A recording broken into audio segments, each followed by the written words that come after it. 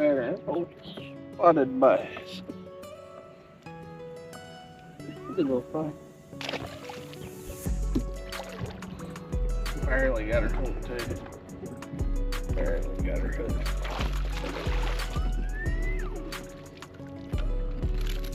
She's a toad. Now listen, there's hardware on her. Let's just think about that. Let's talk this out, girl.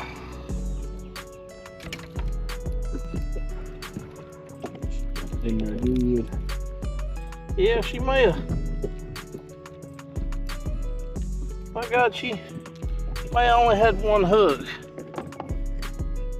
but she was stuck. That's a pretty spot, ain't it? That joker feels like she weighs 2 pounds. I swear. Chunky.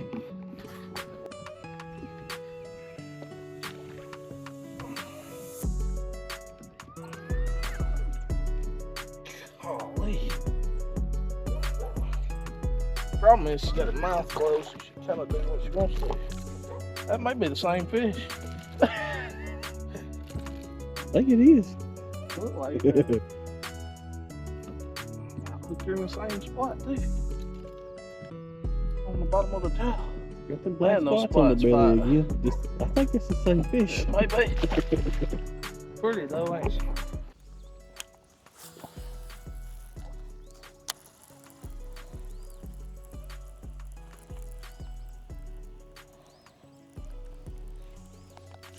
Got him. Oh, he come right off the tip of that grass. A little shad chaser.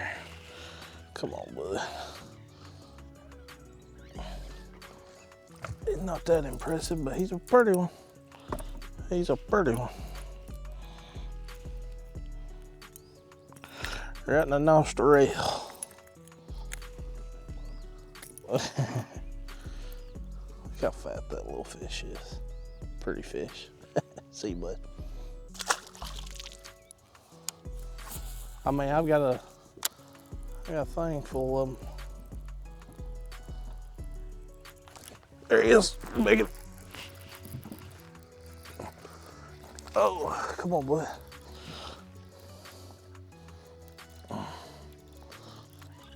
Golly, he ain't got no quit in him. There she is. Staging up. Staging up. She even got them looking pretty eyes on her. She's ready. So guys, today we're dealing with, well, I don't want to say pre-spawn conditions because you've got a little bit of everything going on right now. There's not a whole lot of post-spawn fish.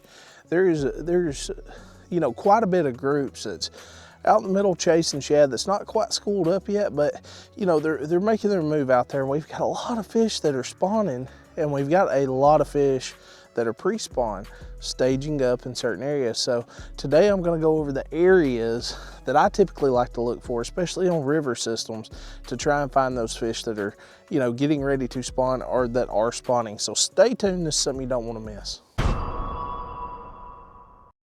So Brad, that first fish come off that piece of grass sticking out that little point. The second fish come off that little secondary point coming off of that grass right there. So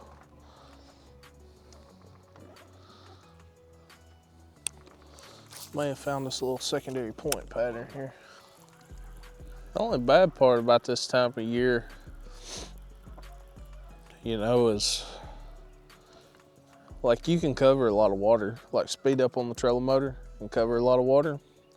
But the other downside of it too is one of the best ways to fish this time of year is to use moving baits, but pick apart an area. You know what I mean? Like we had the trolling motor on 3 back there and I made what, 15 casts, 20 casts, but I pinpointed each area. You know, it's just weird how that works, because in, you know, 2 or 3 weeks we could come back right here and just make 1 cast and there's like 3 fish that chase that bait out in the middle for no, you know, it's weird. It's cool though. See if we can get back here.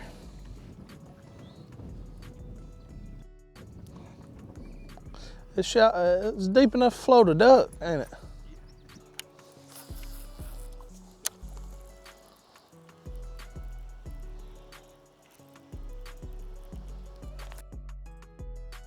Did you see that? Oh, you good? You good? Got it. Got her on lockdown. Oh, pretty old girl. 2.5. Fell right out. It's getting a little beat up. Pretty thing, thank you. So guys, talking about the areas, you know, there's a couple things you need to understand when you go fishing this time of year. There's the shad spawn going on, which is why we're throwing spinner baits, chatter baits, all that fun stuff that we like to throw, those fast moving baits. And you know, a little trick that you can do is while you're out there on the water, especially if you don't have sonar and you're not sure if shad are in the area and are spawning, or, you know, just in general, if shad are around, is throw these spinner baits as close as you can to the bank. Bring it out and you'll start seeing those shad jump.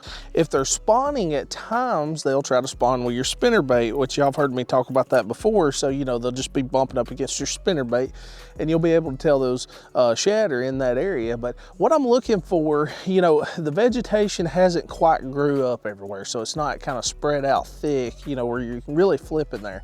But what I am looking for is little secondary points. Now, what I mean by secondary points is not what you would typically look for as far as like a point coming out on your map. What I'm actually looking for is those areas to where, as areas like that stick sticking out to the left of me, it's creating a little secondary point. Yeah, it's a piece of cover, but at the same time, it's a structure in a sense. So it's not a physical point coming out, but it's creating a point. And those fish will typically sit on a lot of those areas to stage up and get ready to spawn. So either way, let's see if we can catch some more. It's fun. You know, that's the thing about a spinner bait too that I really, really like is you ain't it's kind of like chatterbait. The chatterbait's like cool cousin that can just like go through everything the chatterbait can't. That's the reason I really, really like a spinnerbait this time of year.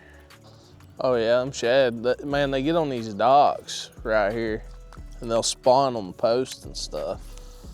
And those bass just go nuts, man. There's nothing like a good shad spawn bite.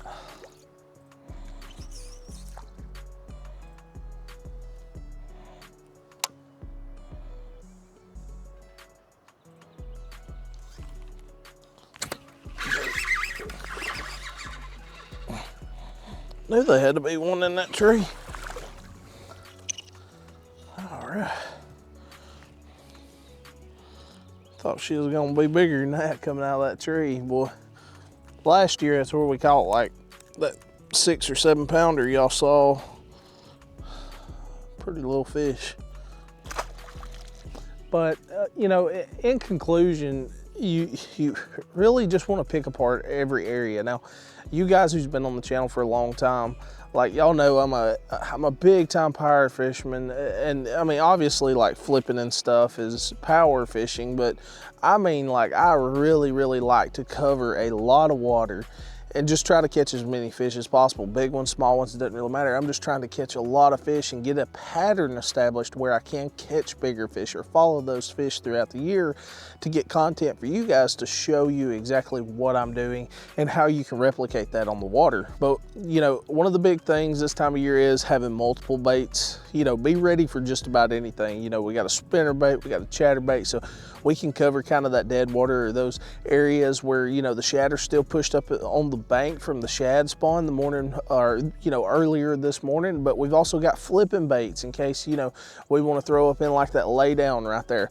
or, you know, a wacky rig in case we need to like finesse some fish that we find on bed. So, you know, being able to be very versatile, not having a million rods on the deck, but the right tools at the right times for every situation can really help you during the spring, help you catch a lot more fish.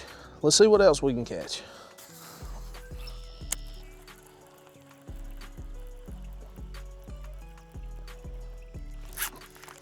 Did you see that? Huh? Yeah.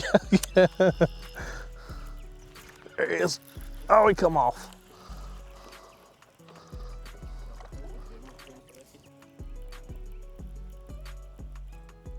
Oh, got it. I just squirt. Another little buck.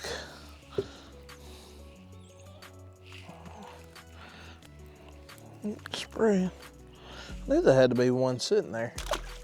So guys, you know, make sure you cover a lot of water, but be thorough while you're covering water. You know, pick every little thing apart. I'm notorious for having my trolling motor on high and I'm cruising.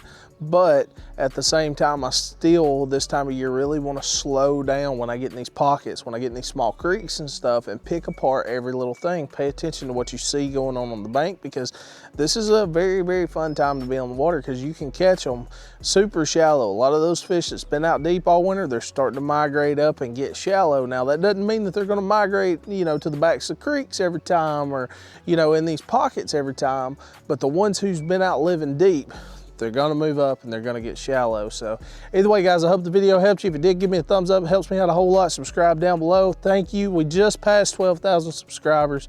But you know, I really, really appreciate it, guys. I don't really know how, you know, what else to say, but either way, comment down below with your favorite springtime baits. I want to know what your favorite thing is to throw, whether you like catch them on spinner baits, wacky rigs, whatever the case may be. Drop it down below. See you next time.